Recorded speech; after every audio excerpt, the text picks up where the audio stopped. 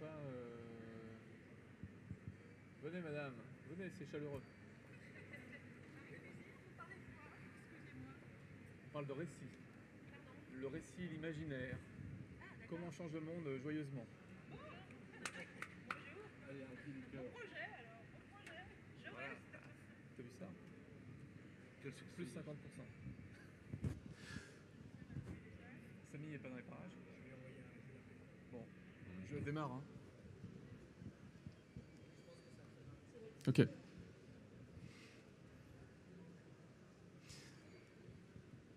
Bonjour à toutes, bonjour à tous. Merci d'être là avec nous aujourd'hui pour ce premier plateau média consacré au thème du récit et du nouveau récit pour la transition écologique.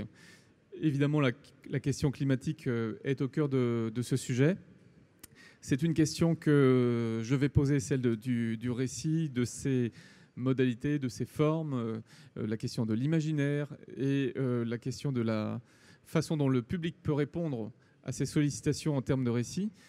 Ces questions, je vais donc les poser à 3 personnes qui sont avec nous et que je remercie chaleureusement de nous accompagner pendant ces quelques minutes. Nathalie Sédou, vous êtes directrice adjointe de la MRES.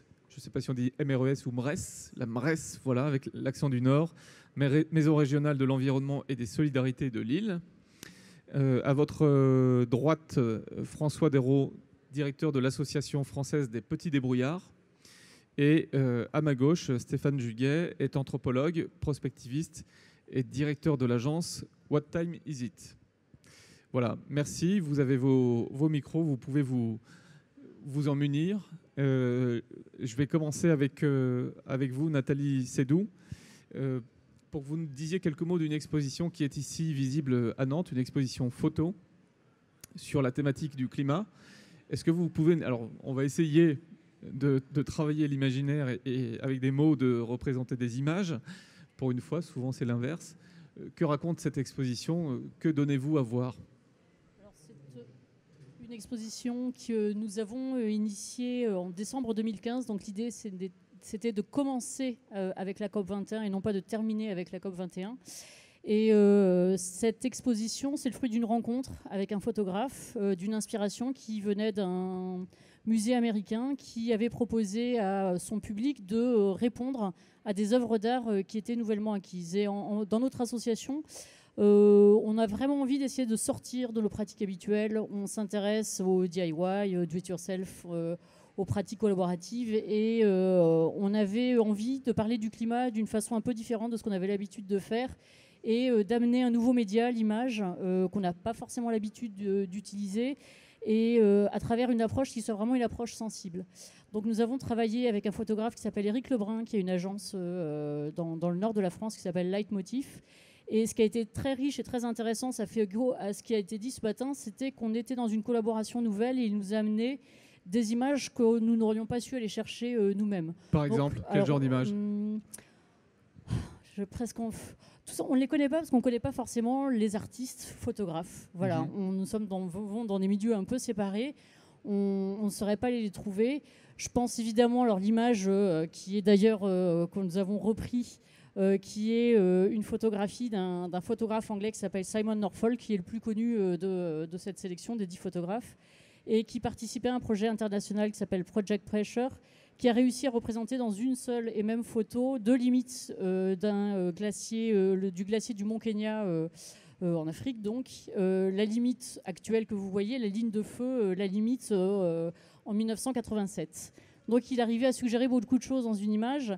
Et donc, voilà, grâce à ce travail de collaboration avec le photographe, nous avons réuni 10 images différentes qui parlent à leur manière des causes du changement climatique, des impacts et aussi des solutions. Donc on voulait vraiment que soient abordées ces 3 notions en sortant de la terre craquelée, toute sèche, en sortant de l'ours blanc sur sa banquise. Donc quelques images de base, qui en appellent d'autres, puisque le public est invité à contribuer. Donc le principe, c'est que ces 10 photographies, ces 10 œuvres constituent le socle de l'exposition, et le public, depuis la COP21 et encore aujourd'hui, peut répondre à ces images avec ses propres images.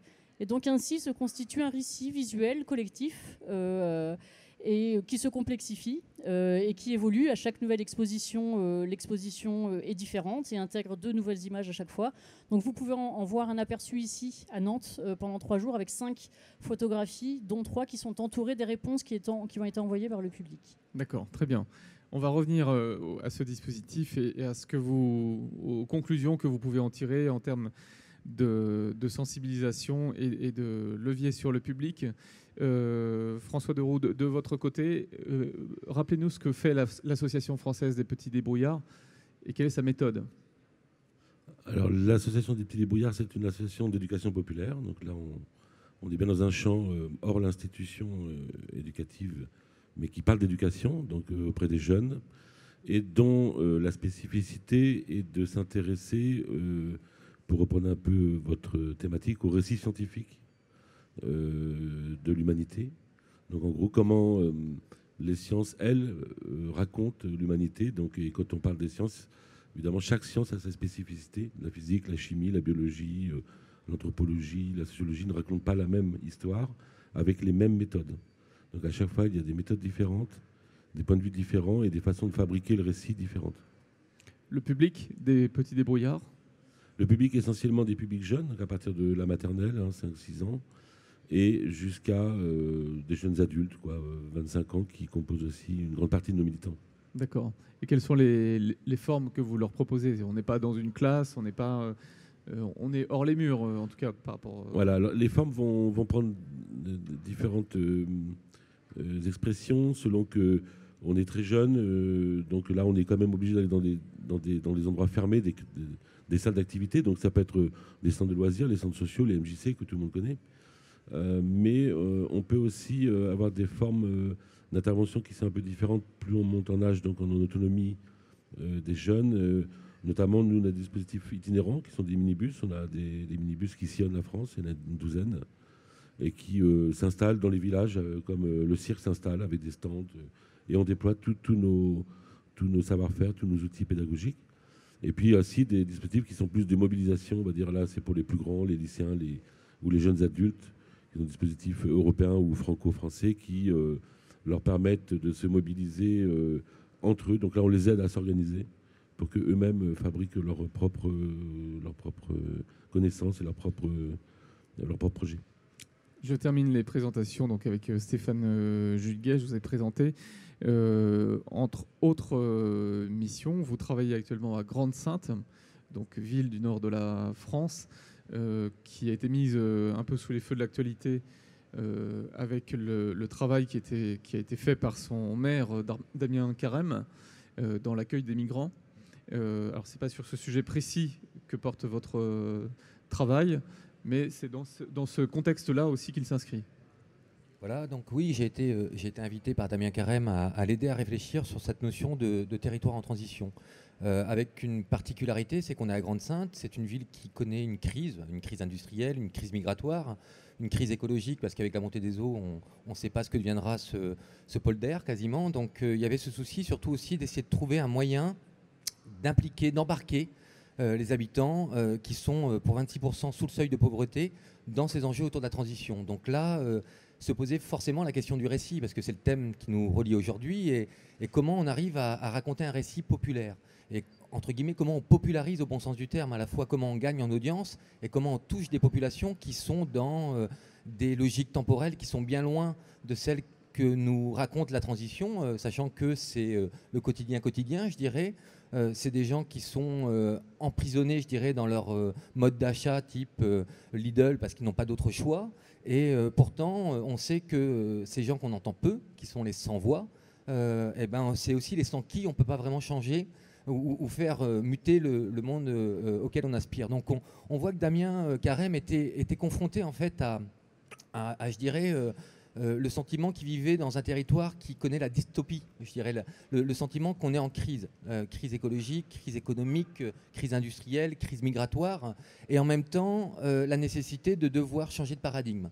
Donc pour tendre vers cette utopie, qui serait un territoire en transition, donc avec des principes de frugalité, de résilience, etc. Mais comment, en quelque sorte, on crée de l'adhésion autour de cette vision qu'il faut essayer de mettre en œuvre. Et j'insiste sur cette idée de mettre en œuvre parce que je pense que la transition, ça ne se raconte pas uniquement, ça se fabrique aussi. Et donc il a été choisi là aussi de partir sur un format auquel moi je suis attentif, sur cette idée de s'inventer des instruments qui permettent d'aller à la rencontre des gens et pas attendre que les gens viennent à nous. Donc il a été décidé de partir un peu sur une sorte de village forain qui prendrait la forme d'une fête foraine pour se jouer des codes populaires justement, mais qui aurait pour message en quelque sorte de mettre en œuvre un village, je dirais, de la transition autour de 4 notions, ce qu'on a appelé le bêta village, au nom de B pour bâtiment, parce que on sait qu'à Grande-Synthe, et vous parliez de ces camps de migrants, mais étonnamment, il y a des expérimentations et des innovations sur le plan de l'habitat qui sont à l'œuvre là-bas. Donc comment on les raconte, comment on en fait part, eux pour emploi, parce que Grande-Synthe, c'est aussi le territoire qui héberge ArcelorMittal, et on sait qu'ArcelorMittal a le genou à terre, et demain on n'est pas à l'abri d'une délocalisation. Donc ça pose la question de l'emploi et du réemploi peut-être de ces outils industriels. T pour transport parce que on sait qu'on est sur un territoire qui doit bouger et il faut se bouger et pour ça on doit utiliser des modes de transport si possible moins gourmands en termes d'énergie. Et enfin A pour alimentation parce que la transition c'est aussi garantir un bien-être alimentaire et donc c'est autour de ces valeurs-là qu'on a engagé notre réflexion. Alors tout ça c'est très, je vais dire, conceptualisé, pensé en amont, avec des thématiques qui sont claires. Comment est-ce qu'on fait pour rendre ça sensible et en faire un vrai levier d'action, de transformation? C'est-à-dire, par exemple, le village forain, à quoi il va ressembler? Est-ce que c'est un village forain qu'on fait en vrai? C'est-à-dire, est-ce que c'est une fête foraine où ça va ressembler à une fête foraine comme on peut en voir? Et alors, qui fera quoi? Est-ce que vous pouvez nous matérialiser un peu les choses? En fonction du stade où on en est, évidemment, mais... En fait, au début, ce village, on va l'appeler Robiocop. Mais pour en arriver à cette idée de Robiocop, faut peut-être raconter un petit peu l'histoire. En fait, on a utilisé les super-héros au début pour essayer d'interpeller la population. Et non pas pour dire qu'on était tous des super-héros, mais pour s'interroger sur les super-pouvoirs, pour essayer de changer ce monde. Et donc, on est parti de cette figure qui est une sorte de Iron Man, qui est Usinor, parce qu'historiquement, Arcelor s'appelait Usinor. Et donc, il y avait Usinor qui est arrivé dans les années 70 et qui a apporté ce savoir-faire autour de la métallurgie. Ensuite, le père de Damien était maire avant. Et c'était un syndicaliste au sein d'Usinor. Et lui souhaitait justement préserver les habitants de cette pollution industrielle auquel on devait faire face, et donc a construit la première barrière végétale de son village, et donc on l'a appelé Végétalor, une sorte de gros Hulk assez imposant. Et la troisième figure qu'on a fait naître, c'est en fait une figure profondément inspirée de Spider-Man, parce qu'on parle sur ce territoire de toile industrielle, mais on s'était dit que à cette toile industrielle, aujourd'hui, il fallait construire une nouvelle toile qui serait une toile plutôt de la coopération, une toile humaine. Donc c'était notre fameux connector, parce qu'on voit bien que les solutions de demain, on ne pourra pas les trouver seuls, je dirais, et il ne faut surtout pas rester dans ces silos. L'idée, c'était justement d'essayer de créer de la porosité entre des mondes qui, jusqu'alors, s'affrontaient, le monde de la société civile et le monde industriel, etc. Donc l'idée, c'était de se dire, mais comment on arrive à co-construire le monde de demain ? Et la synthèse, parce qu'au début on était sur une vision un peu historique. En fait, on s'aperçoit que ces 3 super-héros restent encore présents sur ce territoire, et la synthèse de ces 3 super-héros, c'est en fait un héros collectif qu'on appelait Robiocop, donc une sorte de machine au service du bio, mais qui fonctionne en mode coopératif. Donc ça, c'est pour le cahier des charges, je dirais. Ensuite, donc déjà, on note le COP avec 2 os et pas un seul. Voilà. C'était un clin d'œil, mais très important. C'est aussi dans un souci là de toucher des populations qui puissent se sentir légitimes pour prendre la parole sur des sujets aussi complexes que la transition. Et donc le trait d'humour est aussi une manière de dédramatiser la prise de parole sur ces enjeux-là. Et on souhaitait, je dirais, être forain, récréatif, mais pour autant, je dirais, exigeant en termes de contenu. Donc, en fait, ce village, il va prendre la forme de plusieurs modules Et en fait, il y a beaucoup d'expériences, il y a beaucoup de compétences qui existent sur ce territoire parce qu'il y a un atelier populaire, il y a une ferme urbaine qui va émerger, il y a toute une réflexion sur l'habitat et la consommation d'énergie autour de l'habitat. Donc on a des compétences notamment qui s'appuient sur le tissu associatif et l'éducation populaire. Donc l'idée, c'était d'essayer déjà de faire réseau à partir de ces compétences-là et de leur donner l'opportunité de travailler une sorte de ce qu'on appelle une hétérotopie, en fait, clin d'œil à Foucault, mais en quelque sorte un village qui soit un condensé d'utopies concrètes pour essayer de rendre perceptible et, je dirais, incarner les enjeux de la transition. Mais tout ça dans un souci populaire avec les codes forains, quasiment une fête foraine pour éprouver au sens du plaisir. D'accord.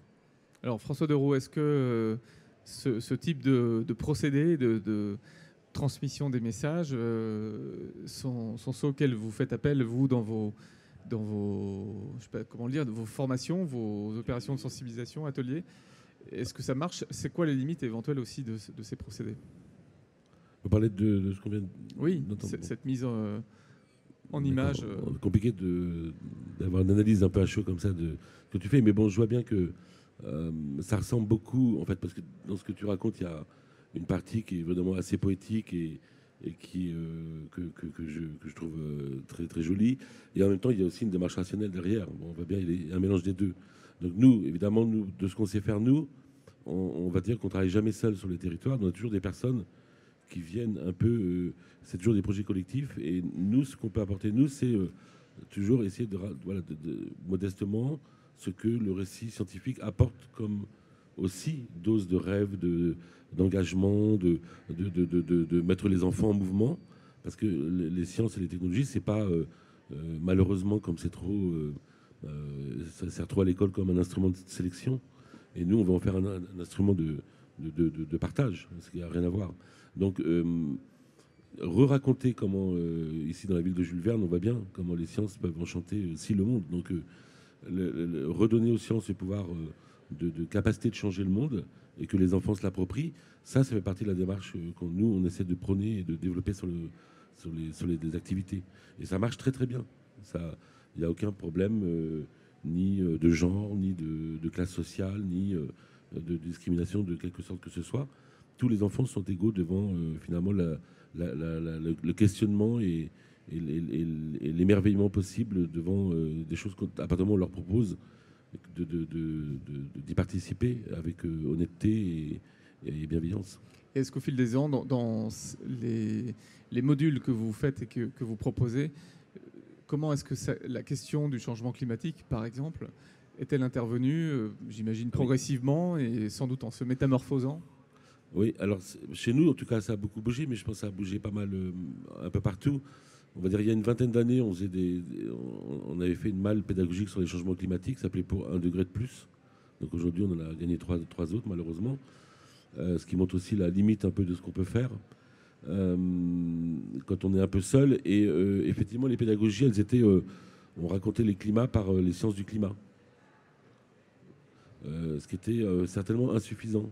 Ça donnait quand même aux jeunes une capacité à s'imaginer c'est quoi cette question climatique, pourquoi, d'où ça vient, l'effet de serre, tout ça, quelle est l'influence de l'humain là-dedans. Et puis après, dans les années suivantes, on est passé à une acception plus large où on a croisé, on va dire, tout ce qui était les apports des sciences biologiques. Donc en gros, on a coupé la biodiversité et le climat pour être dans l'éducation des mondes durables, pour faire vite. En gros, d'un côté, il y avait tout ce qui venait du champ de l'énergie, tout ce qui est du champ de la physique et de la chimie, de l'autre côté, tout ce qui est du champ de la biologie. Et ça a donné des nouvelles façons de raconter les choses. Et finalement, ça correspond aussi quand on se rappelle aussi les titres dans la presse ou la façon dont les sujets étaient traités, ça correspond aussi à l'évolution globale de la société, à comprendre finalement que tout était en interaction. Donc du coup, la question qu'on se posait, c'est comment éduquer à l'interaction, à l'interdisciplinarité, comment faire en sorte qu'on ne range pas les choses toujours dans des silos et que après on demande de faire le grand écart dans la synthèse, en fait. Alors qu'en fait, il faut dès le départ penser les problèmes de la complexité que les gens ont tendance à confondre avec la complication. La complexité, ça n'a rien à voir. La complexité, c'est pas complexe, c'est pas compliqué, c'est complexe. Voilà. Et donc, toutes après les théories de Morin, il n'y a pas que lui, mais en fait, qui nous, dans notre conseil d'administration, donc qui nous inspire beaucoup, sur comment on éduque à la complexité qui me semble être derrière, en fait, la question du comment on raconte le monde d'aujourd'hui. D'accord. Alors, du côté de la MRES et du public que vous voyez passer, non seulement sur l'expo dont on a parlé, mais plus généralement par les actions de sensibilisation que vous menez, est-ce que vous êtes en mesure de dire que vous touchez un public large ou est-ce que c'est toujours un public le même, qui est instruit sur ces sujets, qui connaît ces sujets par cœur, qu'il vient peut-être s'alimenter malgré tout et progresser, mais finalement il reste homogène? Très, très clairement, notre objectif, c'est de diversifier le public. C'est vraiment notre travail. Aujourd'hui, en tout cas, notre réflexion de sortir de l'entre-soi, effectivement, auquel on est tous confrontés, je pense.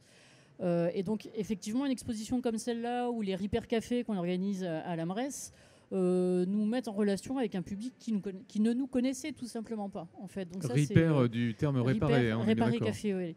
Et d'ailleurs, j'ai envie de réagir, je ne sais pas si vous avez remarqué, Robiocop, pour 1 degré de plus, et notre exposition s'appelle Pour une poignée de degrés.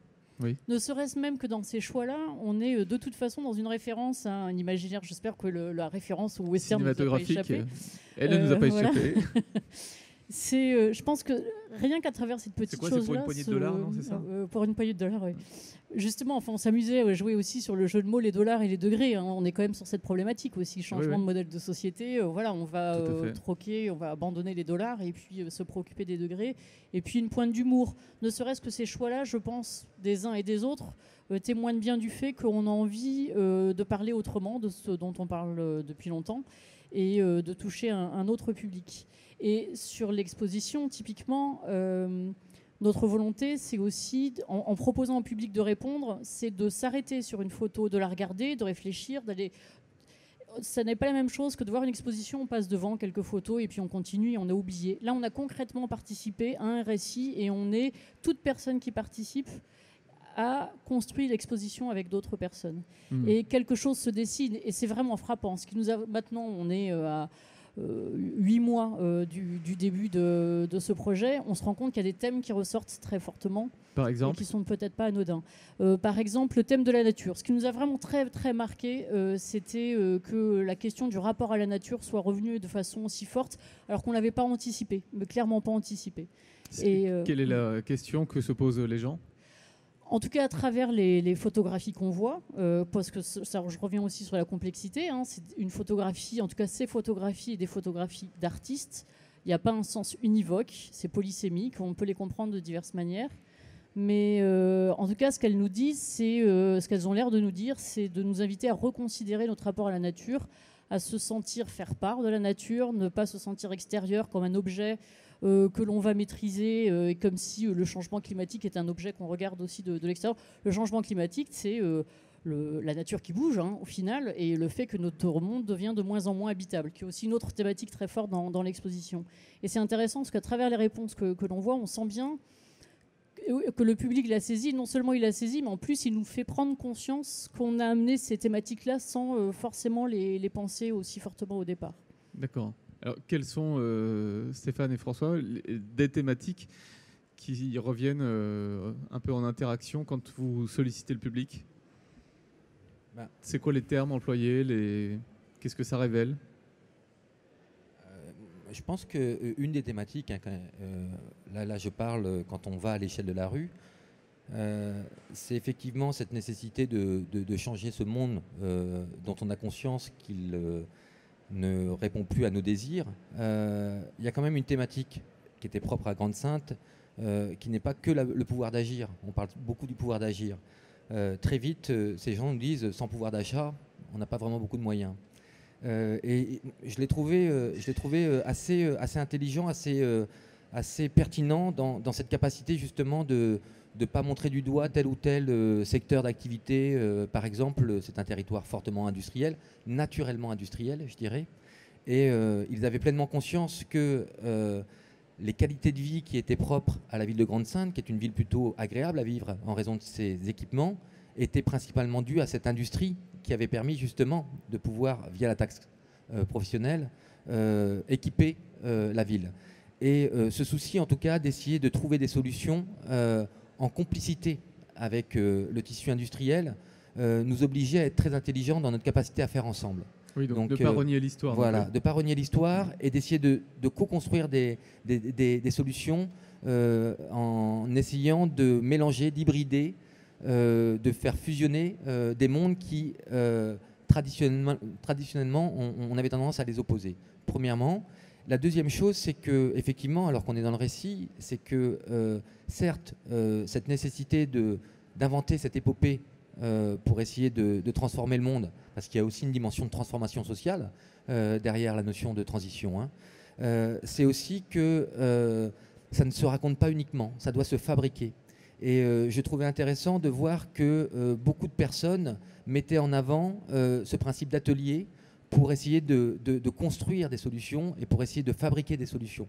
Alors on a beaucoup parlé des Fab Labs, mais je pense que tout simplement, il y a des ateliers de mécanique où on apprend tout simplement à faire la vidange de sa voiture, mais l'occasion dans un garage solidaire, de faire sa vidange de voiture, c'est aussi l'occasion de parler autrement de la mobilité et de se mouvoir sur ce territoire.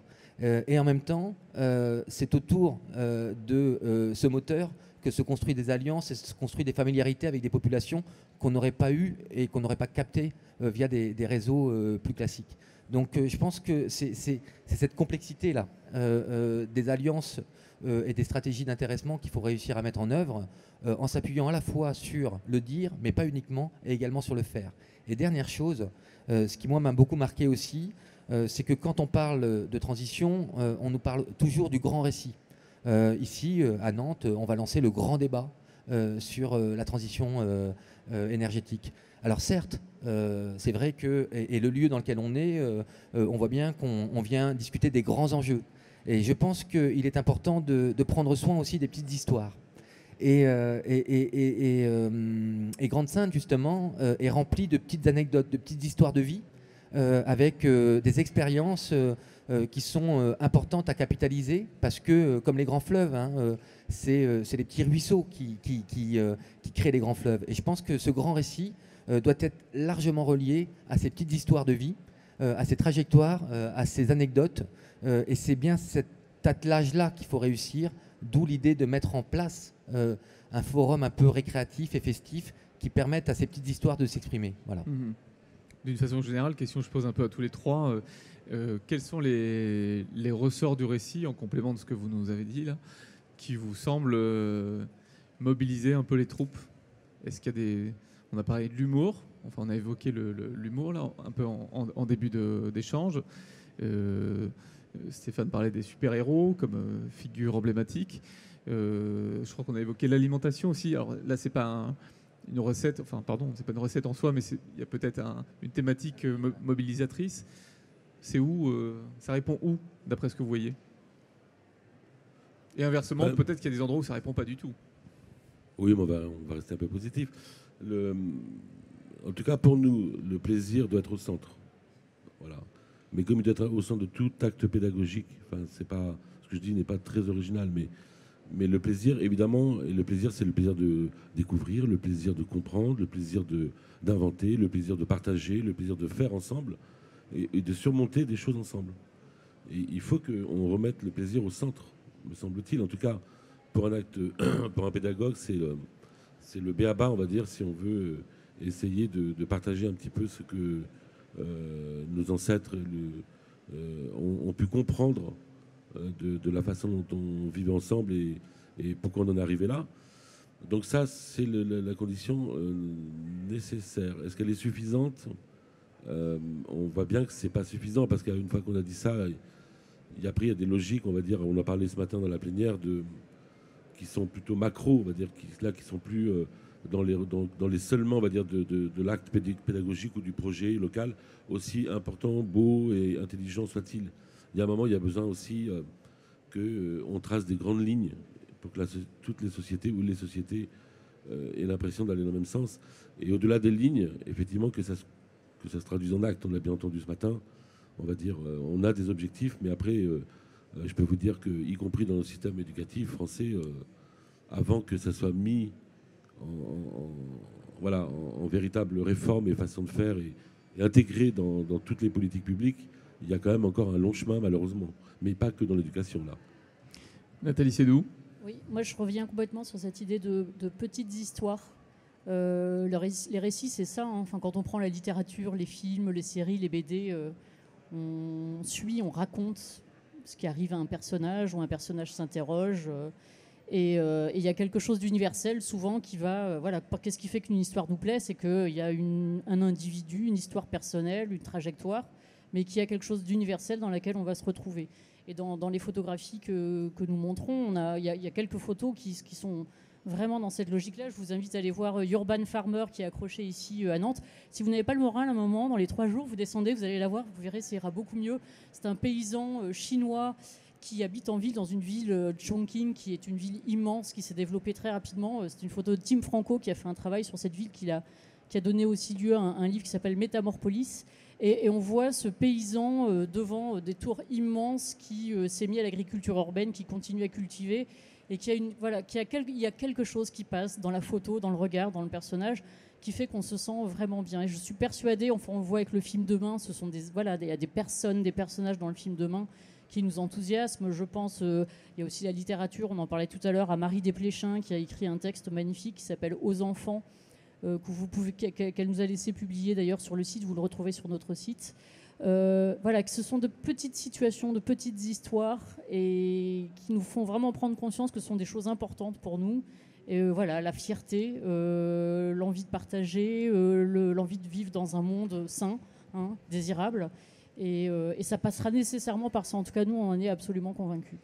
Alors, dois-je comprendre que l'une des recettes, c'est d'organiser la profusion des petits récits, mais avec une question alors, qui est ne faut-il pas que le récit réintègre aussi le champ politique, notamment le champ national, puisqu'il en est tragiquement absent, me semble-t-il, ou en tout cas pour ce qui concerne nos sujets, totalement absent. Et alors comment? Alors, avant de Monsieur l'anthropologue. Non, mais avant de répondre à cette question, juste sur... je pense que j'essaierai de trouver une figure un peu mythologique. Pendant longtemps, notamment jusque dans les années 70, on avait une figure mythologique qui était Prométhée. Et on pensait que la technique allait transformer le monde et allait nous apporter le bien-être. En creux, je dirais que le super-héros qu'on avait, c'était plutôt Goldorak, Deus Ex Machina, cette force de la nature, pour le coup, mais qui était très gourmande en carburant, pour le coup. Donc on voit que cette figure-là, elle marche de moins en moins. J'aurais envie de dire que si on est sur la figure du désir, peut-être que la figure mythologique qu'il faudrait réussir à mobiliser, c'est Eros. Faudrait peut-être raconter une histoire plus érotique, parce qu'effectivement, il faut s'accoupler avec des mondes hétérogènes. Et donc c'est cette nouvelle mythologie là qu'il faut réussir à inventer. Ensuite, sur un plan plus politique, je pense qu'il est nécessaire effectivement de réinventer des espaces politiques. Plus fondamentalement, c'est qu'aujourd'hui, les organes qui sont bien nécessaires, hein, je ne les remets pas en cause, mais on voit bien qu'il y a un décrochage et que le débat ne se fait pas forcément là. En tout cas, les solutions ne sont pas forcément produites ici. Et néanmoins, il y a une multitude d'interventions, une multitude d'espaces qui se sont ouverts, qui sont peut-être plus discrets, plus infines, mais qui mériteraient peut-être d'être davantage mis en lumière. Et là, je suis convaincu que c'est des lieux où il se fait société, où on fabrique de la société. Et pour moi, c'est des espaces politiques au sens noble du terme. C'est des espaces de la cité. Donc il faudrait réussir à les détecter, à les valoriser, un peu comme les jeunes pousses, et à les jardiner, en quelque sorte, pour qu'elles puissent, je dirais, polliniser les esprits et inviter, en quelque sorte, le politique à adhérer à cette démarche, à cette mythologie érotique auquel j'aspire. François Doreau, on entend le message. Oui. Alors moi, je reviendrai un petit peu en avant. Alors, on va dire ce qui nous amène aujourd'hui à prendre conscience, on va dire, de la finitude du monde, c'est, je pense que c'est la fin d'une période historique où le monde était conçu comme étant des espaces à conquérir, des ressources à préempter. Donc c'est un monde qui n'avait pas de limite dans sa soif de manger en fait des kilomètres et des ressources, et qui pensait que tout ça était infini. Donc, évidemment, aujourd'hui, et derrière, on va dire, c'est construit toute la théorie libérale, enfin, donc, du commerce, et qui a apporté aussi des bienfaits, mais et du coup aussi la marxiste, c'est-à-dire en fait qui analyse le monde qu'à l'aune des ressources et des matières premières et des moyens de production. On va dire, on va pas faire d'analyse. Mais en gros, pour les politiques d'aujourd'hui, effectivement, ils sont toujours dans ce schéma de pensée, alors qu'en fait, il faut changer complètement, parce que le monde n'est plus un monde, comme dirait Mérieux, un monde objet, mais un monde projet. Et passer d'un monde objet à un monde projet nécessite aussi qu'on abandonne on va dire les ressources et les moyens matériels comme étant les seuls éléments qui comptent dans la richesse. Il faut, donc on revoit le récit. Il faut donc un nouveau récit. Oui, voilà. D'accord. Je pense qu'on a peut-être encore un peu trop d'élus dont l'imaginaire est resté bloqué au XXe siècle. Alors il y a peut-être une solution à ça, c'est de stopper le cumul des mandats, notamment dans le temps. D'inciter une nouvelle génération aussi à accéder aux bancs de l'Assemblée, aux postes de maire, de conseiller régional. Donc ça, c'est un élément. Et je pense qu'il y a un autre élément qui est aussi très important. On revient un peu sur cette idée d'espace politique, c'est qu'on change nos modalités aussi, nos façons de faire. Et quand on demande l'avis à la population, on lui demande vraiment son avis. C'est-à-dire qu'il y a vraiment une réflexion sur les modes de la délibération locale et la capacité pour chacun de participer à la délibération locale. Et je pense que là aussi, à partir de ce moment-là, peut-être que plus de personnes se seront partie prenante de ce récit. Et quand on commence à l'écrire, on a une autre posture aussi par rapport à ce qui se passe. Vous voulez dire quelle que soit la question posée? Non, en fait, je faisais je vois la petite référence à une actualité locale. Par exemple. Ok, on va devoir conclure, mais je voulais quand même vous entendre sur cette partie plus politique. Et pour finir sur une note légère, j'aimerais vous demander s'il y a dans vos pratiques culturelles à vous des figures, des livres, des séries télévisées, des dessins animés, dans lesquels vous avez trouvé des sources d'inspiration. Alors, parmi tant d'autres, très certainement. Mais en gros, ma question, c'est est-ce qu'il existe déjà aujourd'hui un peu un corpus créatif dans lequel aller chercher des choses, ou est-ce que tout est à créer? Et auquel cas, je pense que l'évocation de scénariste ne demande qu'à émerger. Alors, je sais pas, qui veut commencer? Si vous voulez répondre, vous n'êtes pas obligé. Bon, bah, je pense tout de suite alors, c'est une série de MOOC qui s'appelle Big History, et donc, qui a été créée par un historien australien, et qui, en fait, raconte toute l'histoire des sciences comme une solution à nos problèmes d'aujourd'hui. Et donc je vous conseille de voir ça, parce que c'est extraordinaire, et de montrer comment, on va dire, finalement, on peut aussi trouver plein de solutions de la façon dont on lit l'histoire des sciences et ce qu'elles peuvent apporter aujourd'hui. Mais c'est donc le contraire de Prométhée. Nathalie? Oui, alors c'est vrai qu'on a plutôt des récits un peu post-apocalyptiques, mais c'est aussi inspirant. Je pense à Walking Dead. Je pense que vraiment, honnêtement, il y a des choses sur la capacité de l'humanité à s'organiser ou à affronter un péril mondial.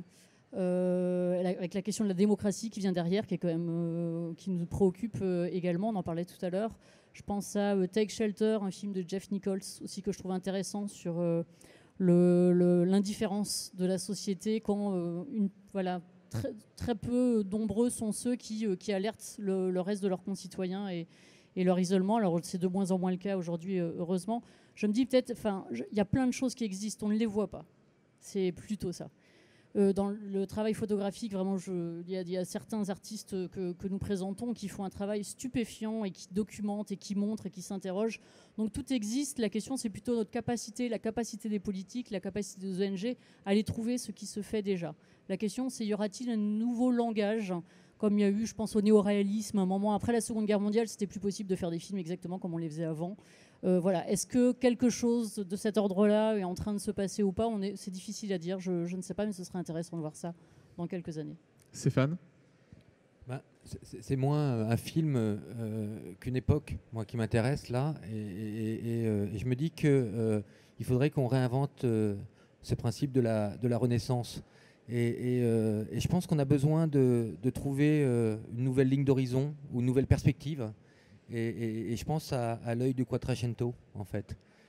qui nécessiterait qu'on fasse peut-être un pas de côté et qu'on réinvente une dimension qui reste à qualifier, qu'il faudrait qu'on arrive à co-construire avec les habitants. Une chose est sûre, c'est que ce qui nous liera tous, c'est ce mot qui est attaché à la notion de récit, qui est l'imaginaire. Il faut qu'on fasse preuve d'imagination pour inventer le monde de demain. Et avec une pointe d'érotisme, on a bien compris. Bon, merci à tous les trois, merci au public et à bientôt. Prochain live ce soir sur le thème des élus. Merci.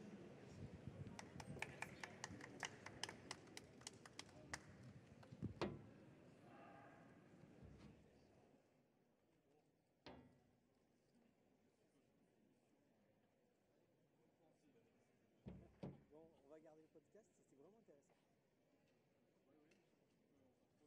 Et en plus, non, ça ouvre des belles portes, mais moi, ce qui